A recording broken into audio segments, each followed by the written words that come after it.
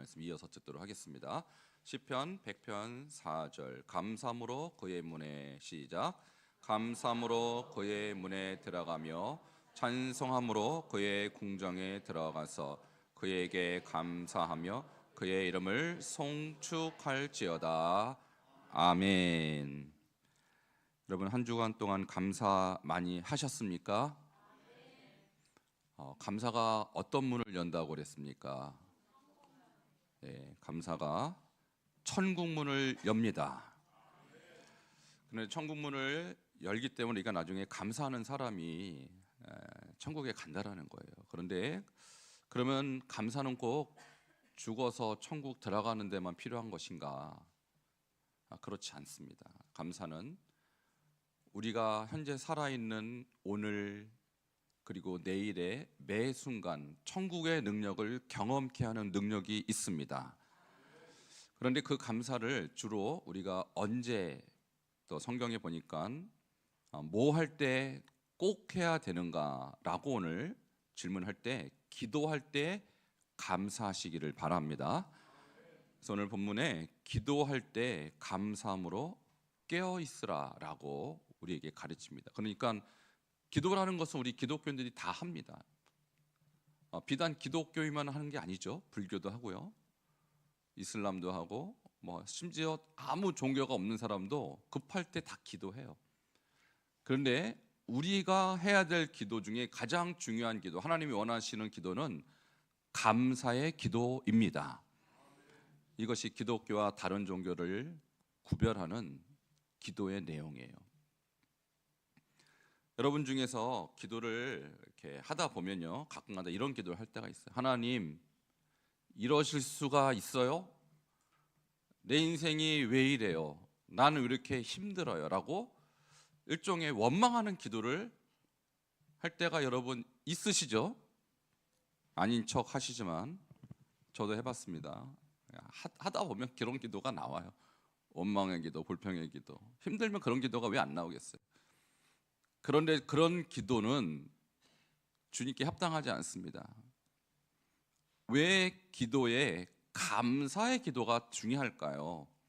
여러분, 감사는 상대방이 나에게 혜택을 줬다는 것을 인정하는, 다시 말하면 상대방에 대한 신뢰를 나타내는 거예요.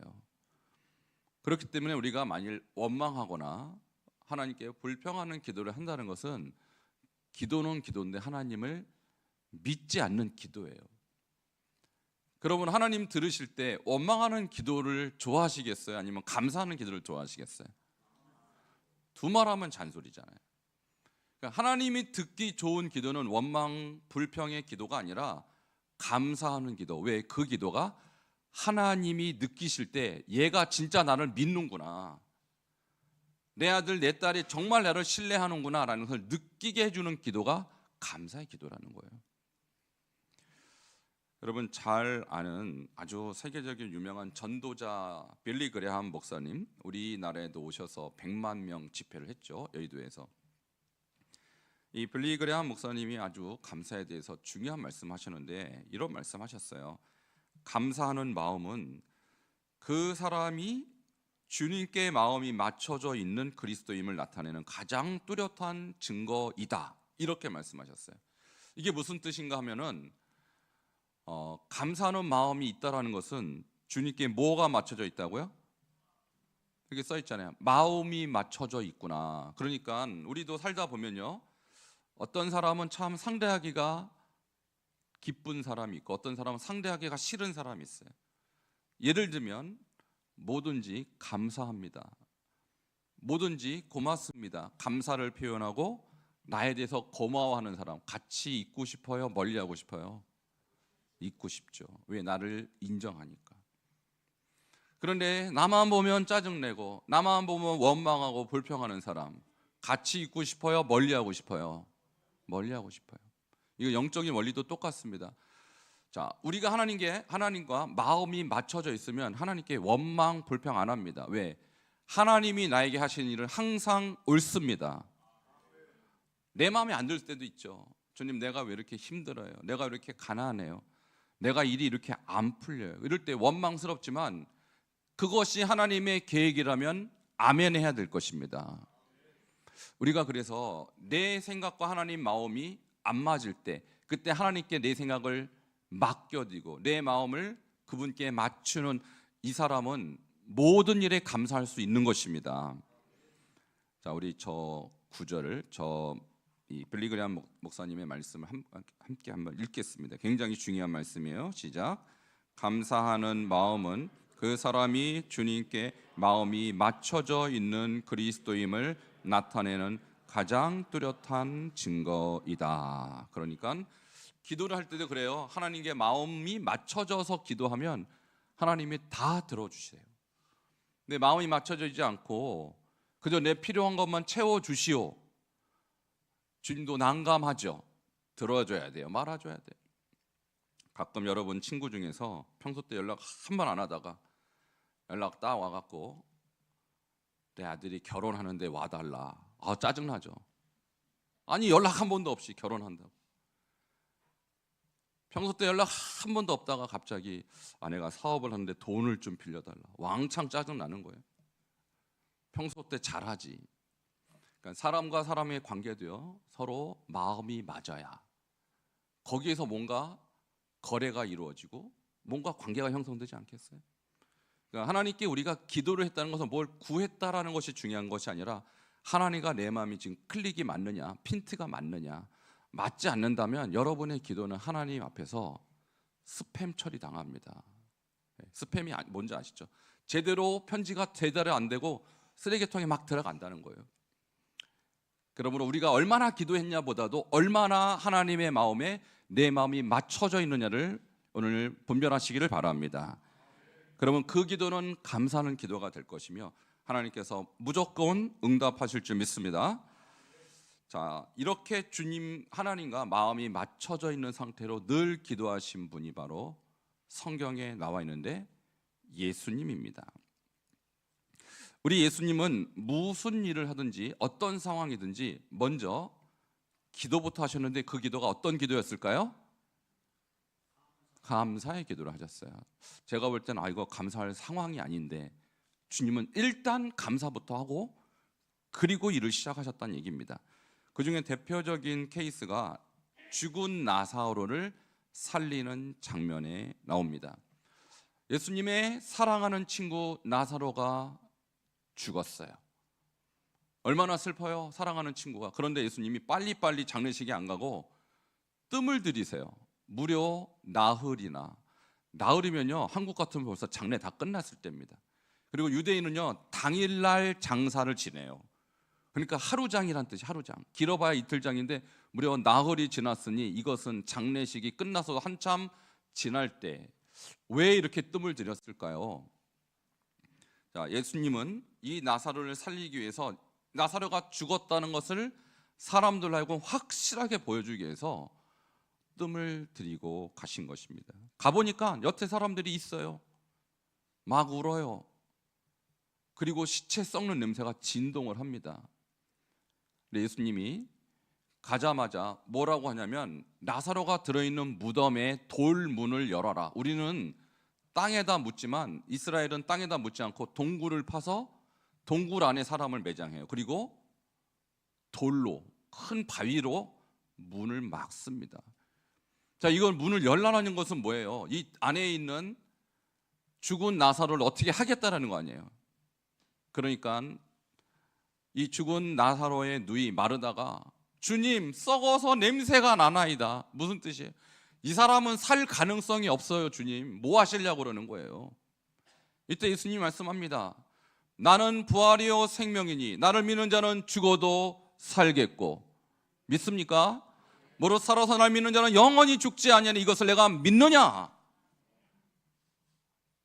여러분은 아멘 했지만 이 당시에 이 죽은 나사로의 누이 마르다는 아멘 안 했어요.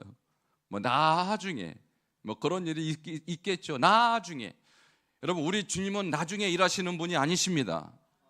주님은 지금 역사하시는 분이십니다.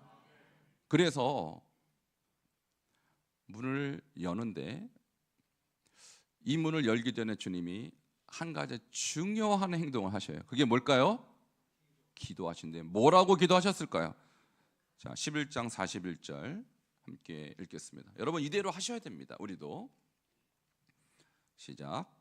돌을 옮겨 놓으니 예수께서 눈을 들어 우러러 보시고 이르시되 아버지여 내 말을 들으신 것을 감사하나이다. 아멘. 아직 시체가 그 자리에 있는 상태입니다. 그리고 아직 썩은 냄새가 나는 상태입니다. 그런데 예수님이 하신 기도는 사실 우리한테는 이해가 안 되는 기도를 하는 거예요. 아버지여 내 말을 들으신 것을 뭐 한다고요? 지금 아무 일도 일어나지 않았어요. 여체 썩은 냄새가 납니다. 다 울고 있습니다. 근데 뭐가 감사한 거예요? 그리고 이 사람이 살아날 가능성은 제로였어요. 왜? 썩었기 때문에. 근데 우리 주님은 감사로 이 모든 것을 해결하셨어요. 자, 우리의 상황도 그렇습니다. 내가 꼭 죽은 것 같이 여겨질 때가 있어요. 내 자신이. 내 안에서 내가 썩어서 더 이상 소망이 없다라고 스스로 느껴질 때가 있습니다. 살다 보면 이런저런 일 다 있죠. 그때 여러분은 한탄했을 것입니다. 그리고 절망하고 원망했을 것입니다. 하나님이 계시다면 나한테 이럴 수 있냐고. 여러분 이 상황 딱 그런 상황 아니에요? 젊은 오라비를 보낸 이 마르다와 마리아의 마음은 얼마나 또 무너졌겠어요. 그런데 예수님은 이때 감사를 선택하시고 감사는 기적의 재료가 되었습니다. 여러분도 이렇게 그대로 하시면 여러분 죽음과 같은 절망과 같은 썩어 문드러진 내 영혼이 살아나는 것입니다. 그래서 감사는 우리가 나중에 천국 가서 필요한 것이 아니라 지금 천국의 능력, 지금 천국의 소망과 기쁨을 이 땅으로 끌어당기는 가장 좋은 방법인 것입니다. 자, 이렇게 감사하고 죽은 나사로가 그 안에 있잖아요. 돌문은 사람이 열라 했으니까 사람이 열었을 것입니다. 그리고 예수님은 죽어있는 나사로에게 뭐라고 말합니까? 나사로야 나오라 이렇게 했어요. 자, 저를 한번 따라하시기 바랍니다. 나사로야 나오라. 나사로가 현재 어떤 상태인데요? 죽어서 썩어 있다고요. 나왔겠어요? 안 나왔겠어요? 안 나왔으면 제가 이 얘기를 왜 합니까? 성경에 나왔다고 얘기합니다. 자, 나사로 대신에 여러분의 이름을 넣으세요. 여러분이 나사로란 얘기예요. 나는 이미 죽어 있고 나의 마음과 나의 감정이 죽어 있고 나의 영혼이 죽어 있지만 주님께 감사하면 살아나는 것입니다. 자, 자기 이름을 넣어서 제허가 나오노라. 자, 여러분 이름을 넣으세요. 시작. 제허가 나오라. 옆에 분에게 우리 권사님, 집사님, 성도님 죽음에서 나오세요 라고 격려하시기 바랍니다. 이미 여러분은 죽어 있습니다. 여기 겉으로는 멀쩡한데 성경에 이렇게 했어요. 죄와 사망으로 죽었던 너희를 살리셨도다. 우리는 죽어 있었어요. 지금도 죽어 있을지도 몰라요. 감정, 여러분의 관계, 그리고 여러분의 삶 전체가 나는 썩어 문드러진 나사와 같이 소망이 없이 하루하루 살지도 모릅니다. 그것이 병으로 나타나면 우울증, 공황장애, 대인기피증, 별의별 문제로 다 나타납니다. 그것이 죽어 있다라는 뜻이에요. 그러나 그때 여러분이 할 일은 원망이 아닙니다. 그때 여러분은 예수님처럼 감사를 선택하십시오. 하나님이 여러분의 죽었던 영혼을 소생시킬 것입니다. 여러분 죽었던 마음을 소생시킬 것입니다. 이 말을 들은 나사로는 반응합니다. 죽었습니다. 썩었습니다. 그런데 주님의 말씀은 능력이 있는 것입니다. 11장 44절을 함께 읽겠습니다. 시작. 죽은 자가 수족을 배로 동인 채로 나오는데 그 얼굴은 수건에 쌓였더라. 예수께서 이르시되 풀어놓아 다니게 하라 하시니라. 아멘. 죽은 자가 수족을 배로 동인 채 얼굴까지 다 쌓여 있어요. 그러니까 척 보면 미라같이 보였을 것입니다. 근데 이 사람들은 나오라고 했으니 어떻게 나왔을까요? 걸어 나왔을까요? 껑충껑충 뛰어나왔을까요? 그렇죠. 다리가 수직으로 묶였으니 스텝이 꼬이겠죠. 그러니까 껑충껑충, 이거 완전히 전설의 고향입니다. 그러나 주님께서 풀어놓아 다니게 하라. 자, 죽었던 영혼, 묶였던 영혼, 감사하면 풀어나는 것입니다. 자, 오늘 이 설교를 듣고 이 말씀을 듣고 여러분 배로 동동동 동이체, 여러분 움직일 수 없었습니다. 그러나 감사하는 즉시 여러분의 영혼이 소생하고 움직일 것입니다. 여러분의 마음이 움직이고 소생할 것입니다. 그리고 여러분의 관계도 소생할 것입니다. 이게 감사의 능력이에요. 감사는 나중에 죽어서 필요한 게 아니에요. 천국의 엄청난 능력, 천국의 엄청난 축복을 이 땅으로 끌어당기려면 여러분 예수님처럼 감사를 선택하시기를 바랍니다. 제가 한 10여 년 전에 그때 미국에서 공부하고 있을 때입니다. 네, LA 다운타운에 있는 큰 교회에서 어떤 행사를 한다고 해서 가봤어요. 갔는데 그날 온 강사가 여러분 혹시 아실지도 몰라요. 팔도 없고 다리도 없습니다. 태어나면서부터 저렇게 생겼어요. 저 사람 이름이 닉 부이치치라는 사람이에요. 8살부터 자기 인생을 한탄하기 시작했어요. 나는 왜 태어났을까? 나는 없어져야 마땅해. 그렇게 생각하지 않겠어요? 팔도 없고 다리도 없어요. 그냥 놀림감에 불과해. 학교를 가면. 그래서 3번 자살을 시도합니다. 물속에 들어가는 거예요. 근데 하나님 그때마다 살려주셨는데 저분이 놀랍게도 목사의 아들이더라고요. 목사의 아들. 어머니가 아버지가 말씀을 얼마나 권면하고 위로하고 가르쳤겠어요. 근데 닉 부이치치가 15살쯤 됐을 때 팔도 없고 다리도 없지만 발가락이 2개가 있습니다. 저분이 가지고 있는 건 발가락 2개뿐인데 그것도 붙어 있었어요. 근데 수술해서 띄어졌는데 발가락 하나를 다쳤어요. 그러니까 다치니까 저렇게 서 있을 수도 없는 거예요. 그나마 발가락이 온전했을 때는 서 있기도 하고 걷기도 했는데 이제는 걷지도 못하고 완전히 시체입니다. 그때 그가 더 절망했어야 되는데 그때 성령의 음성을 들은 거예요. 아들아, 너 내가 준 그 발가락마저 못 움직이면 너는 시체야. 내가 준 것만 해도 감사해. 그때는 깨달았어요. 아, 이거라도 내가 없으면 난 진짜 시체구나. 이거 감사해야겠구나. 이 마음이 들면서부터 성경이 보이기 시작하는 거예요. 성경에 보면 나면서부터 앞을 보지 못한 사람을 향하여 제자들이 예수님께 묻습니다. 저 사람이 누구의 죄 때문에 앞을 못 보고 태어납니까? 예수님이 하신 말씀이 누구의 죄도 아니다. 저 사람이 저렇게 태어난 것은 하나님의 영광을 위한 것이다. 예수님이 결국은 이 사람의 눈을 고쳐주잖아요. 여러분 저분도 마찬가지입니다. 내가 이렇게 태어난 것은 하나님의 영광을 위한 것이 아닐까? 그렇다면 나도 쓸모가 있겠구나. 그때부터 그의 마음이 바뀌어요. 그때부터 그가 나에게 주신 것이 뭔지 생각해 보니까 그래도 나는 발가락이 2개나 있구나. 이걸로 여러분 드럼을 칩니다. 이걸로 골프를 치고요. 이걸로 컴퓨터로 책을 씁니다. 놀랍습니다. 그리고 그가 자기에게 주신 하나님의 은혜를 감사하기 시작하면서 전 세계로 복음을 전하러 다닙니다. 저분에게 복음을 들은 사람이 무려 놀랄 준비하세요. 4억 명입니다. 놀라지도 않네. 4명이 아니고 4억 명이라고요. 자, 여러분 팔도 있고 발도 있고 여러분 멀쩡하지만 여러분 얼마나 복음을 전했습니까? 저분이 한 유명한 말이 있습니다. 어떻게 팔다리가 없는 제가 행복할 수 있을까요? 어떻게 행복할 수 있을까요? 불가능하죠.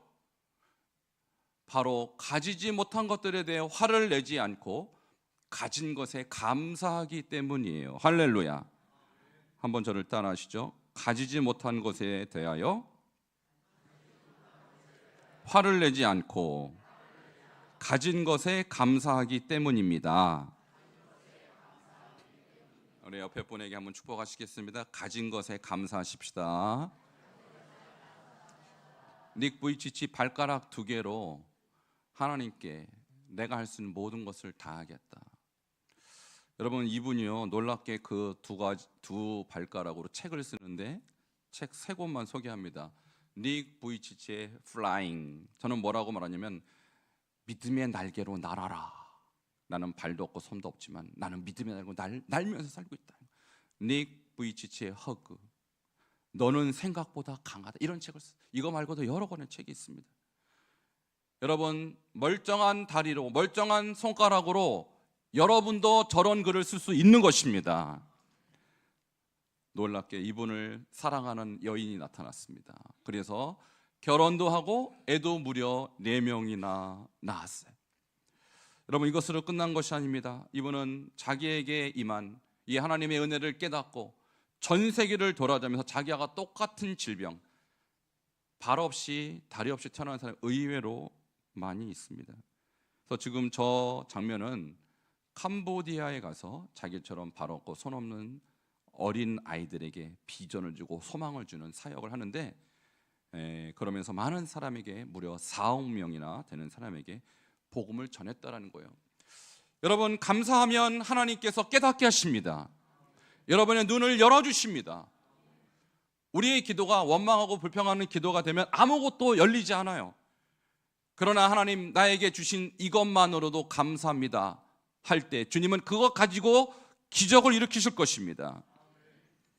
우리 예수님이 또 다른 스토리에서 감사를 하시는데 또 다른 엄청난 기적이 일어납니다. 그 사건이 바로 어린아이가 가져온 오병이어 빵 5개와 물고기 2마리로 무려 5,000명을 먹이는 기적적인 사건에 나타나는 것입니다.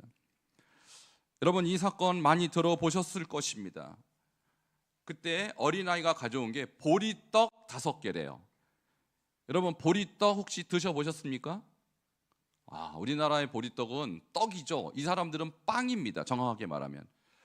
그런데 그 사람들 주식이 보리빵이 아니라 밀빵이에요. 밀로 빵을 만들어서 먹으면 부드럽고 맛있어요. 근데 보리빵은요, 엄청 딱딱하고 맛이 없어요. 이 아이가 가져온 5개 보리빵은 아주 가난한 자의 음식이었다는 것입니다. 자, 그런데 5개에 불과해요. 근데 5,000명이 넘어요, 사람이. 아이와 노인까지 하면 2만 명은 넘을 것입니다. 근데 이거 오병이어가지고 누구 코에 붙일까요? 자, 이때 예수님은 야, 겨우 이거 갖고 왔냐, 이렇게 말씀하지 않으셨어요. 여러분 같은 경우도 여러분 이거 갖다 줘서 어떻게 하라는 거예요 도대체? 나 혼자 먹고 마는 거 아닙니까? 근데 예수님 이때 뭘 하셨을까요? 무슨 기도요?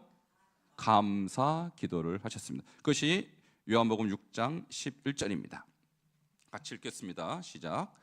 예수께서 떡을 가서 축사하신 후에 앉아 있는 자들에게 나눠 주시고 물고기도 그렇게 그들의 원대로 주시니라. 아멘. 자, 5개의 빵 그리고 조그만 물고기 2마리 가지고 예수님이 축사하셨대요. 이 축사라는 단어는 유카리스테오라는 단어인데 감사를 돌리다라는 단어입니다. 그러니까 지금 떡 가지고 이 물고기 2마리 가지고 하나님께 감사하는 거예요. 뭐라고 감사했을까요? 주님, 제 도시락을 허락해 주셔서 감사합니다, 이렇게 감사했을까요? 아닙니다. 주님, 이 어린아이가 마음을 열고 나에게 이걸 가져왔습니다. 주님 감사합니다. 주님, 이것으로 주님이 일할 것을 기대하고 감사합니다. 미리 감사하는 거예요. 미리. 지금 아무것도 일어나지 않았어요. 여러분, 이 삶의 현장 속에서 아무것도 일어나지 않을 때 감사하십시오. 그때 감사로 기도하십시오. 그러면 하나님이 일하십니다. 자, 그리고 축사하신 후에 제자들에게 이것을 사람들에게 나눠주라고 합니다. 자, 어떻게 나눴을까요? 예수님이 반으로 잘라서 제자들에게 나눠줬겠죠. 갖다 주고 오면 예수님 손에 여전히 보리떡과 물고기가 있는 것입니다. 계속해서 나눠줍니다. 남자들만 5,000명을 먹였다라는 거예요. 할렐루야. 이게 도대체 가능한 일인가? 하나님이 하시면 하는 것입니다. 온 세상 천지를 말 한마디로 만드신 주님은 5,000명을 오병이어로 먹이기에 충분한 능력이 있는 것입니다. 근데 이 모든 사건의 중심에 예수님의 감사 기도가 있었다는 거예요. 여러분 생각할 때 내가 가진 것이 너무너무 적고 비참할 때가 있어요. 이거 가지고 내가 어떻게 살아? 이거 가지고 우리 집안이 어떻게 생존해? 주님 옆에 원망하고 싶을 때가 있을 거예요. 이때 여러분 뭘 선택하시겠습니까? 원망을 선택하면 아무 일도 일어나지 않습니다. 그러나 이것을 통하여 하나님이 일하실 것을 미리 감사하시기를 축원합니다. 그러면 예수님이 경험했던 오병이어는 지금도 일어나게 되는 것입니다. 세계적인 설교자여 영국을 부흥으로 이끌었던 찰스 스펄전 목사님, 이분이 감사 십계명이라는 글을 쓰셨어요. 자, 그런데 그 십계명의 첫 번째 계명이 무엇이냐면 함께 따라하십시다. 작은 것부터 감사하라. 자, 우리는 큰 것 주시면 감사하겠다고 마음을 먹습니다. 대부분 건강 주시고 사업 성공하고 대학 합격하고 내가 큰 돈을 벌면 하나님 앞에 크게 감사할 마음은 다 있으세요. 그런데 진짜 감사는 작은 것부터 시작하는 것입니다. 그러면서 하시는 말씀이 큰 바다도 작은 물방울부터 시작되었다. 그렇죠. 아주 사소하고 작아 보이는 것에 먼저 감사하면 큰 감사거리를 만나게 된다. 그러니까 작은 감사를 하는 사람은 그보다 더 큰 감사할 일을 하나님이 허락하신다는 거예요. 그러면서 이어서 뭐라고 말씀하셨냐면 이렇게 말씀하셨어요. 하늘을 쳐다보라. 별빛에 감사하면 달빛을 주시고, 달빛에 감사하면 햇볕을 주시고, 햇빛에 감사하면 하나님의 은혜의 빛을 주신다. 우리는 보통 은혜부터 구합니다. 하나님 큰 은혜 달라 그래요. 건강의 복, 물질의 복, 사업의 복을 달라고 해요. 큰 은혜를 물론 구해야 됩니다. 그러나 그런 은혜와 복은 구한다고 주어지는 게 아닙니다. 여러분이 작은 것부터 하나님께 감사할 때 주님은 차츰차츰 더 큰 은혜로 여러분에게 은혜를 주시는 것입니다. 이것이 찰스 스펄전 목사님의 십계명, 감사 십계명 첫 번째 원리입니다. 자, 그러면 이제 마지막 결론적인 이야기를 드리겠습니다. 예수님이 그렇게 하셨고, 그러면 우리 성경의 인물 중에는 이렇게 감사로 기도함으로 큰 기적을 일으킨 인물이 있는가? 있습니다. 그것이 바로 다니엘입니다. 여러분, 다니엘이라는 사람은 어떤 사람이냐면 구약시대에 바벨론의 포로로 끌려갔어요. 얼마나 비참합니까? 13, 14살쯤 되는 어린 나이 때 포로로 끌려갔으니 더 이상 비전과 소망이 없죠. 근데 이 다니엘은 평생 이 어려움 속에서 원망하고 불평하고 자기 민족이 망한 것에 대해서 하나님 앞에 불평한 것이 아니라 뭘 했을까요? 평생 감사했던 사람이에요.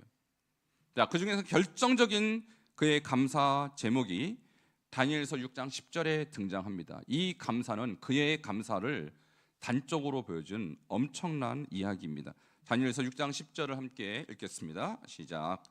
다니엘이 이 조세에 왕의 도장이 찍힌 것을 알고도 자기 집에 돌아가서는 윗방에 올라가 예루살렘으로 향한 창문을 열고 전에 하던 대로 하루 3번씩 무릎을 꿇고 기도하며 그의 하나님께 감사하였더라. 아멘. 여러분, 지금 이 상황은 다니엘이 감사할 만한 상황이 아닙니다. 왜냐하면 다니엘이 너무나도 성실하고 왕에게 너무나도 인정을 받으니까 시기 질투를 하는 다른 신하들이 오늘부터 30일 동안 왕 이외에게 절하거나 기도를 하는 사람은 사자굴에 집어넣으십시다. 이런 법을 왕에게 제안합니다. 왕 입장에서는 노할 이유가 없죠. 나를 최고로 여기는구나 기뻐하면서 이 왕의 조세 도장을 꽝 찍습니다. 오늘부터 실행이 되는 거예요. 그럼 누구를 잡으려고 이 법을 만들었냐? 다니엘 잡으려고. 왜? 다니엘은 날마다 하나님께 기도하는 사람인 것을 알고 있었습니다. 그래서 다니엘이 기도 하나하나 보니까 기도를 했을까요? 안 했을까요? 자, 평소 같으면 대놓고 크게 기도했을 상황이지만 지금은 위험하죠. 그러니까 기도하더라도 문을 닫거나 소리를 내지 않거나 아니면 요 한 달 동안은 기도를 안 하는 게 다니엘한테 유리할 거 아닙니까? 근데요, 다니엘은 그렇게 하지 않아요. 오히려 윗방에 올라가서 예루살렘을 향한 문을 더 활짝 열고 전에 하던 그대로 하루 3번씩 무릎을 꿇고 큰 소리로 하나님께 뭘 했습니까? 기도했다고 안 나오고 여기는 기도도 하고 감사도 했다 이렇게 나와요. 뭘 감사합니까 이 시간에? 주여, 내가 오늘 이렇게 기도하고 나면 저는 죽사오니 주여 살려주시옵소서 이렇게 기도했을까요? 그런 기도 할 사람이 아니에요. 다니엘은 주여 제 평생 포로로 끌려와서 그저 노예로 살다가 죽어야 될 인생, 이 나라의 총리까지 되게 하셨으니 주여 감사합니다. 그리고 내가 이제 주님 때문에 제가 사자굴에 빠져서 죽게 됐는데 주를 위하여 순교하게 되었으니 감사합니다. 이렇게 기도하지 않았겠어요? 우리의 상상을 뛰어넘는 감사를 그는 한 것입니다. 이것을 누가 들으셨습니까? 하나님이 들으셨습니다. 하나님은 감사하는 자에게 반드시 기적을 일으키십니다. 그를 사자굴에 집어넣는데 이 사자들이 입을 닫아버립니다. 천사가 그의 입을 닫아버려서 다니엘을 공격하지 못하게 합니다. 할렐루야. 여러분, 이 다니엘의 인생을 성경은 한마디로 요약하는데 뭐라고 요약하냐면 형통하였더라 이렇게 요약해요. 함께 다니엘서 6장 28절을 읽겠습니다. 시작. 이 다니엘이 다리오 왕의 시대와 바사 사람 고레스 왕의 시대에 형통하였더라.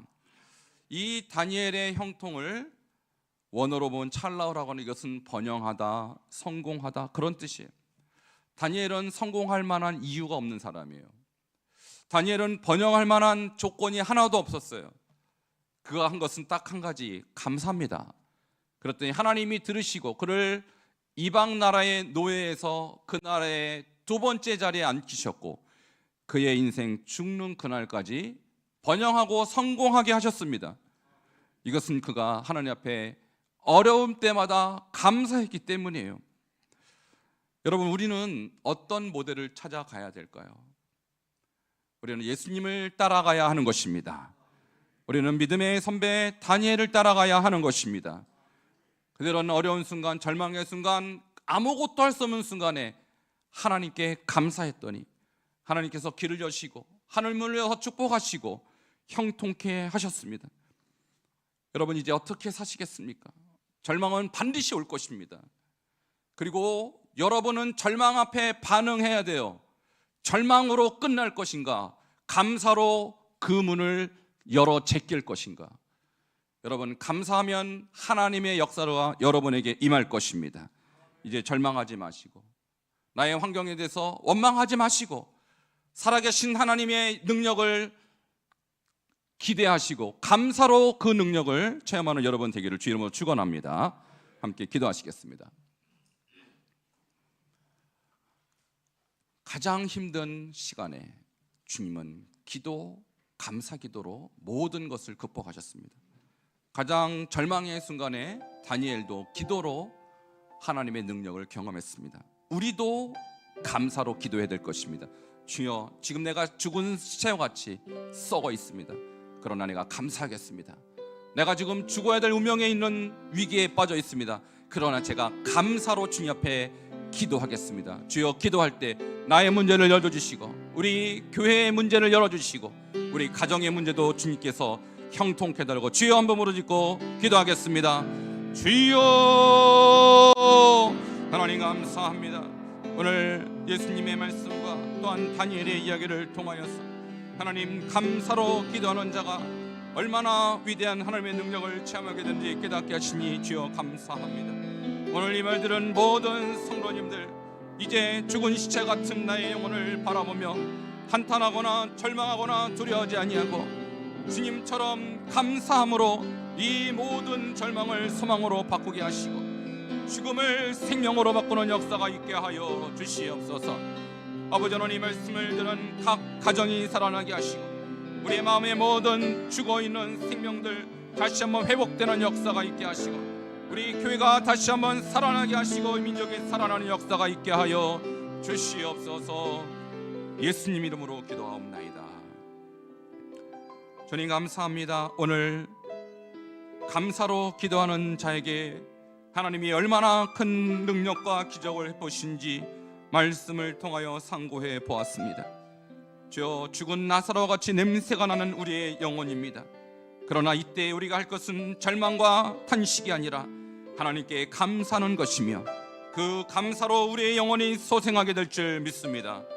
주여 우리의 영혼도 소생시켜 주시고 우리의 묶였던 모든 관계도 회복시켜 주시고 우리의 가정과 우리의 교회와 이 나라 이 민족도 감사로 승리케 하여 주시옵소서.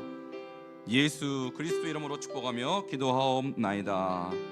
아멘. 우리 준비한 예물을 드리도록 하겠습니다.